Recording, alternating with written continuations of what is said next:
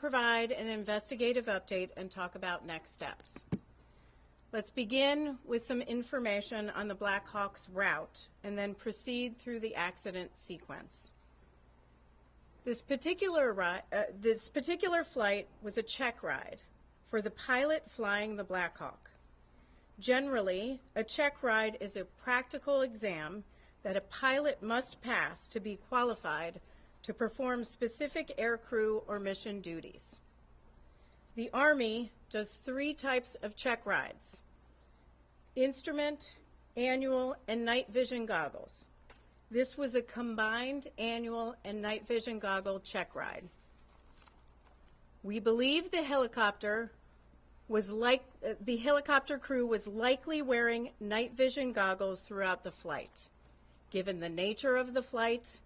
Additionally, had they been removed, the crew was required to have a discussion about going unaided. Let me repeat that.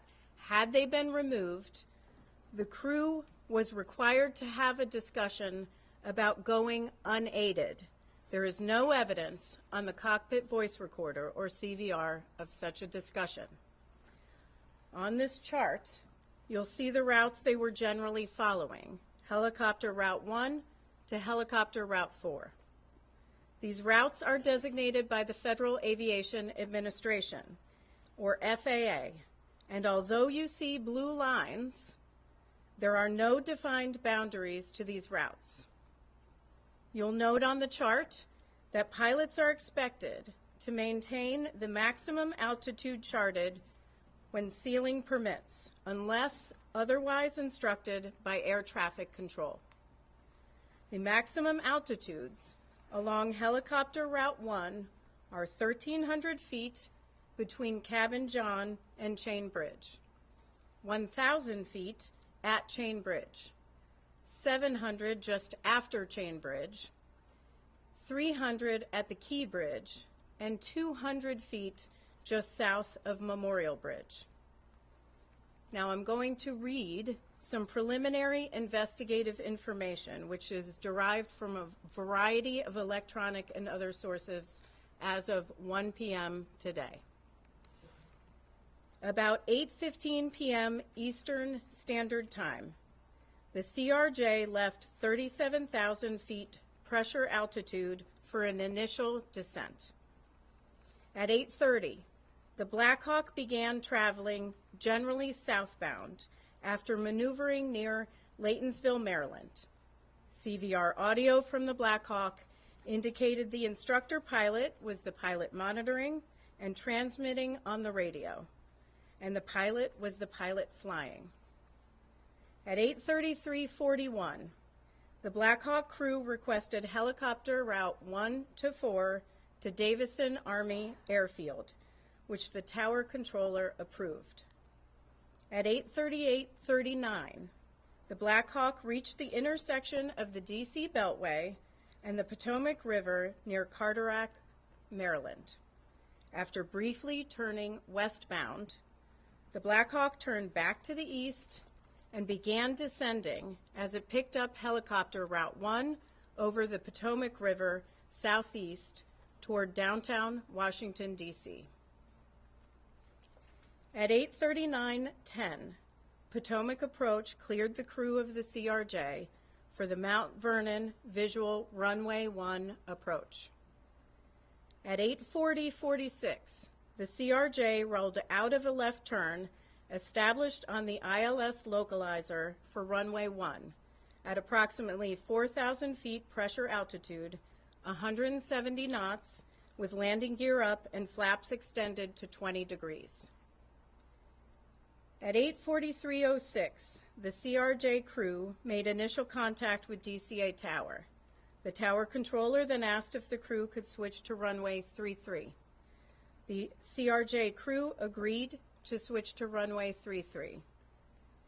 At 8:43:48, the Black Hawk was about 1.1 nautical miles west of the Key Bridge. The pilot flying indicated they were at 300 feet. The instructor pilot indicated they were at 400 feet. Neither pilot made a comment discussing an altitude discrepancy, At this time, we don't know why there was a discrepancy between the two. That's something that the investigative team is analyzing. At 8:44:27, as the Black Hawk approached the Key Bridge, the instructor pilot indicated the Black Hawk was at 300 feet, descending to 200 feet. Between 8:44:41 and 8:44:45, the CRJ crew selected 30 degrees of flaps and then 45 degrees of flaps. At 8:44:49, the CRJ landing gear were down and locked. The aircraft was fully configured for landing about 6.2 nautical miles south of the airport. At 8:45:27, the autopilot was disconnected, and the CRJ began a shallow right turn off the runway 1 localizer at a radio altitude of approximately 1,700 feet and an airspeed of 134 knots. This occurred about 5 nautical miles south of the airport. At 8:45:30, the Black Hawk passed over the Memorial Bridge. The instructor pilot told the pilot flying that they were at 300 feet and needed to descend. The pilot flying said they would descend to 200 feet. At 8:45:58, the Black Hawk then crossed over the Washington Tidal Basin and followed the Washington Channel consistent with helicopter Route 1. It is now approximately 2 minutes before the collision. At 8:46:01, a radio transmission from the tower was audible on the CRJ CVR, informing the Black Hawk that traffic just south of the Wilson Bridge was a CRJ at 1,200 feet circling to runway 33. CVR data from the Black Hawk indicated that the portion of the transmission stating the CRJ was circling may not have been received by the Black Hawk crew.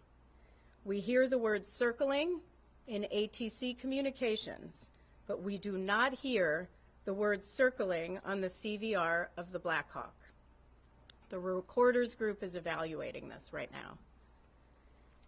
At 8:46:08, the Black Hawk crew responded. They had the traffic in sight and requested visual separation, which was approved by DCA Tower. At 8:46:29, the CRJ crew received a 1,000-foot automated call-out. At 8:46:47, DCA Tower cleared other jet traffic on runway 1 for immediate departure with no delay. At 8:47:27, or 32 seconds before impact, the Black Hawk passed the southern tip of Haines Point.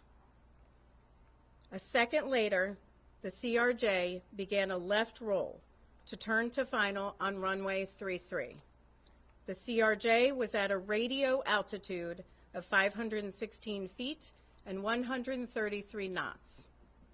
At 8:47:29, the CRJ crew received a 500-foot automated call-out. At 8:47:39, or 20 seconds before impact, a radio transmission from the tower was audible on both CVRs, asking the Black Hawk crew if the CRJ was in sight. Audible in the ATC radio transmission was a conflict alert in the background. At 8:47:40, the CRJ crew received an automated traffic advisory on the TCAS system stating traffic, traffic. TCAS is the Traffic Alert and Collision Avoidance System on the CRJ. At 8:47:42, or 17 seconds before impact, a radio transmission from the tower was audible on both CVRs, directing the Black Hawk to pass behind the CRJ. CVR data from the Black Hawk indicated that the portion of the transmission that stated "pass behind the" may not have been received by the Black Hawk crew. Transmission was stepped on by a 0.8-second mic key from the Black Hawk. The Black Hawk was keying the mic to communicate with ATC. In response, at 8:47:44, the Black Hawk crew indicated that traffic was in sight and requested visual separation, which was approved by DCA Tower.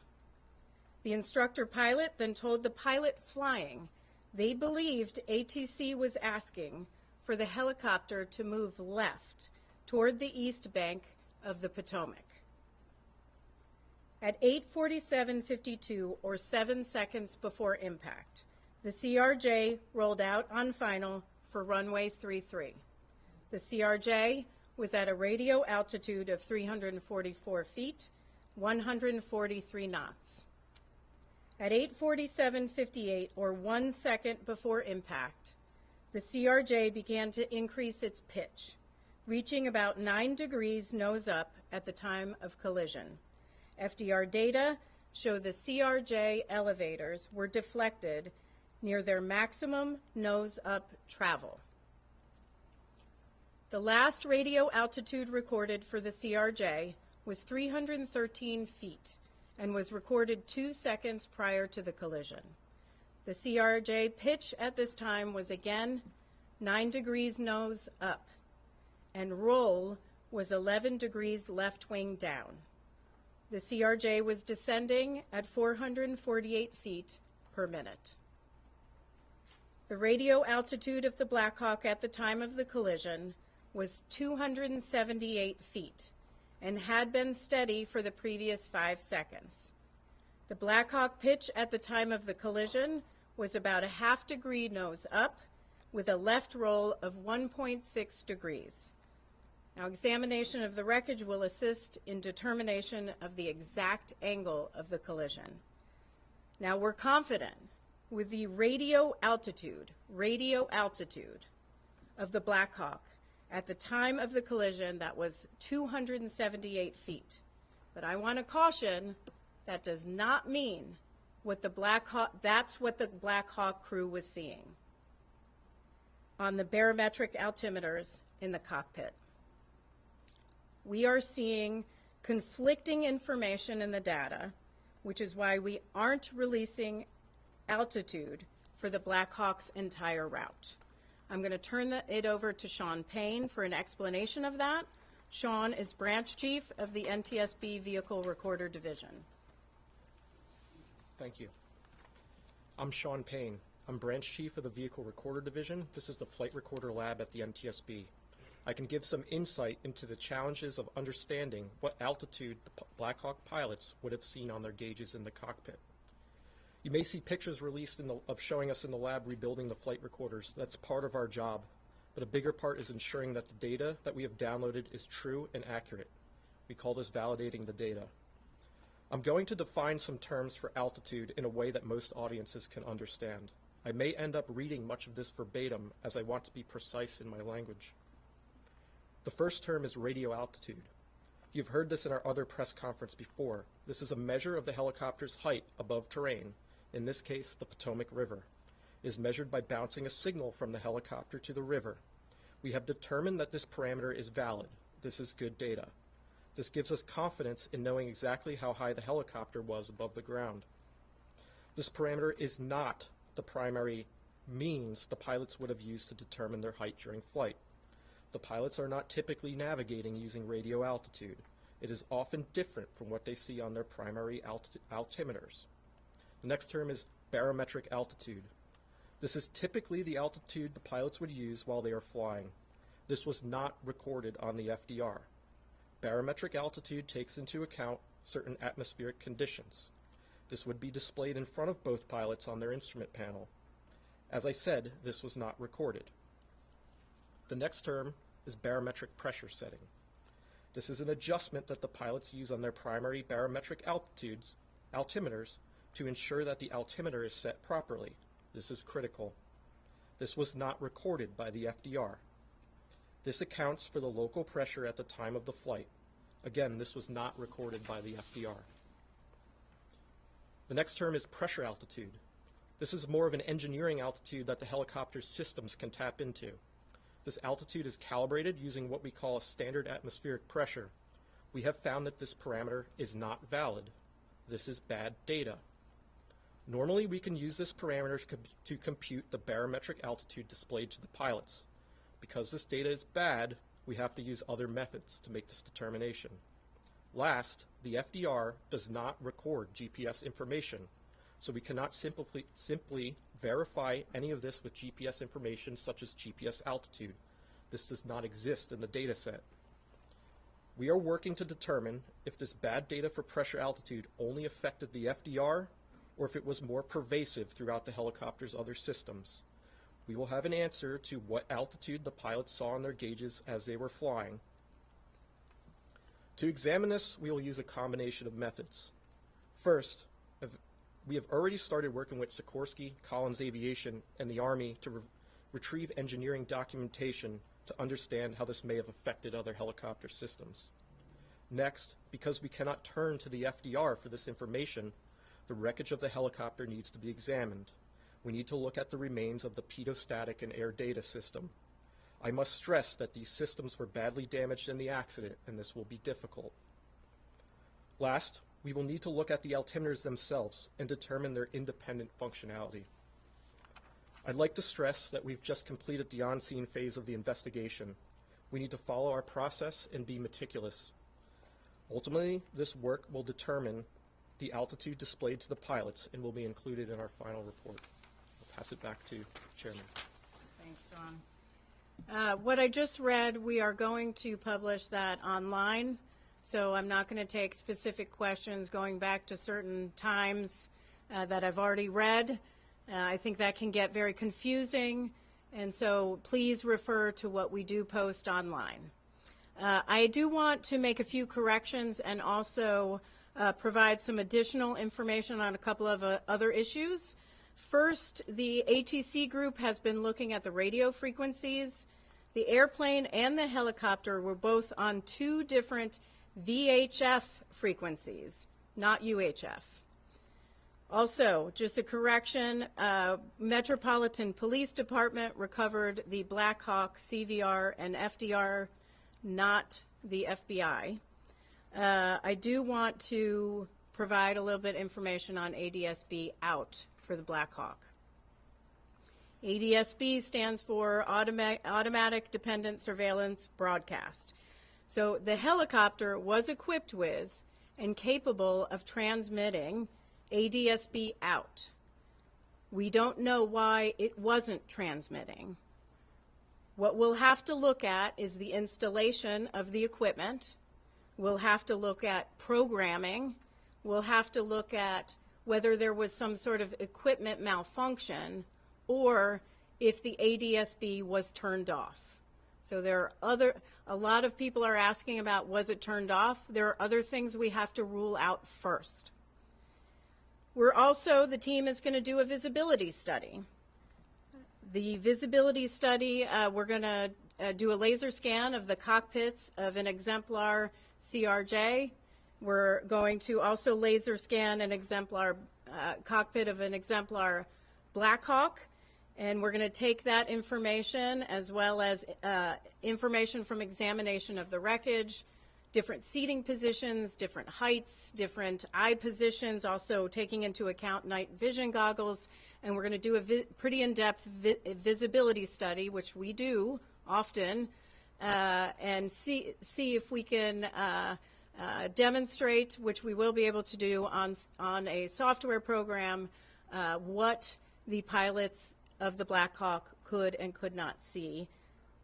Now, we will begin moving the wreckage from DCA to a secure location over the next week.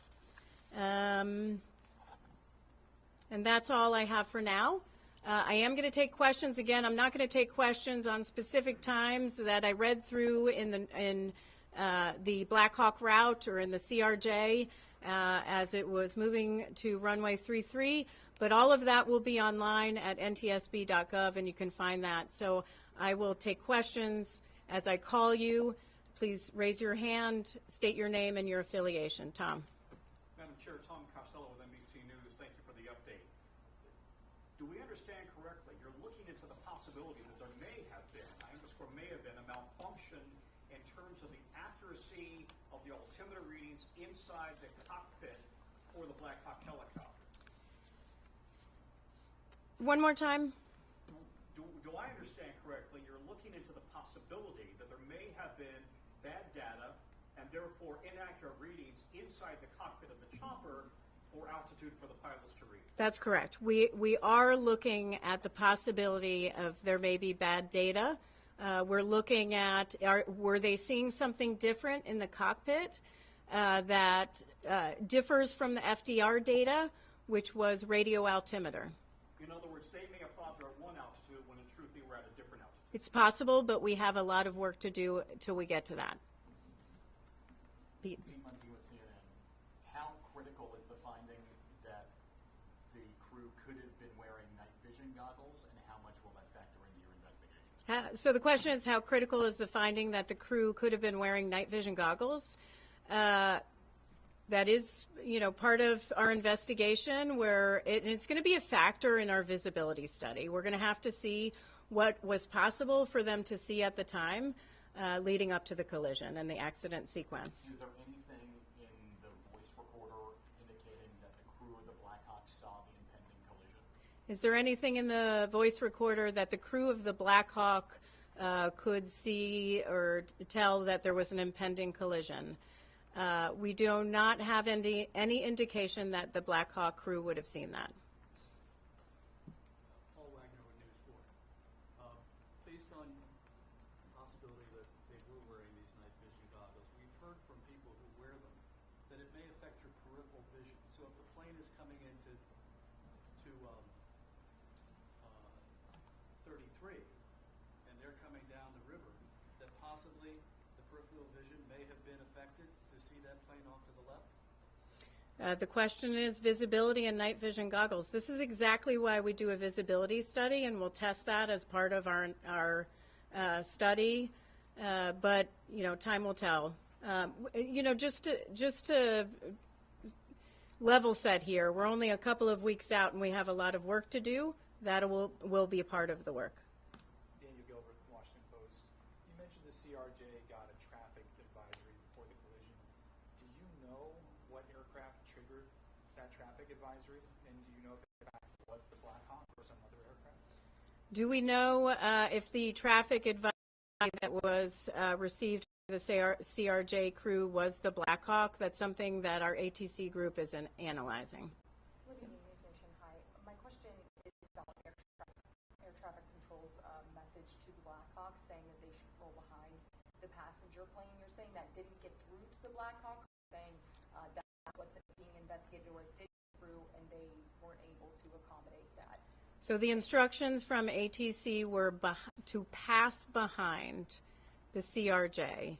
That transmission was interrupted. It was stepped on. We do not have evidence on the CVR of the Black Hawk that they may have not received pass behind because the mic key. They were communicating with air traffic control at the time. Did that full message come through from air traffic control, like pass behind the passenger plane, or was it just pass behind and then it got cut off in the Black Hawk? Pass behind was not communicated. And what were the next words? It's communicated by ATC. It was not heard on the Black Hawk CVR. Is that clear? I think the clarification of the Black Hawk not receiving it, air traffic control making it through, was the passenger plane aware of the Black Hawk even in the area being told of this? Was that something that would even be on their frequencies? I know this is a second-by-second moment, so I don't know who got what. So the CRJ crew can hear air traffic control and communications from air traffic control. The Black Hawk crew can also hear communications from air traffic control, but they can't hear communications from each other back to air traffic control. So it's half the communication. Yes. Thank you, Chair. Grady Trimble with Fox Business. I know it's early in the investigation, and I know that the FAA controls the airspace around DCA. But at this point, would you say that the temporary restriction of helicopter flights is the right move, and would you advocate for a permanent restriction of those flights?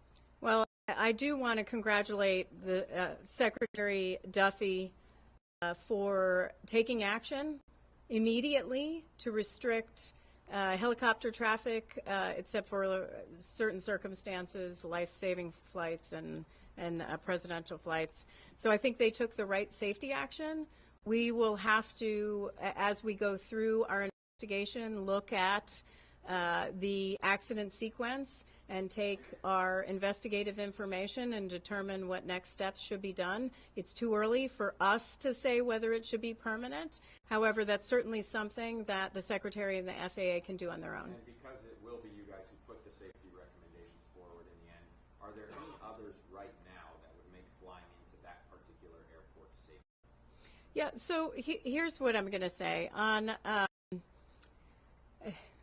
aviation is the safest mode of transportation. I say this often.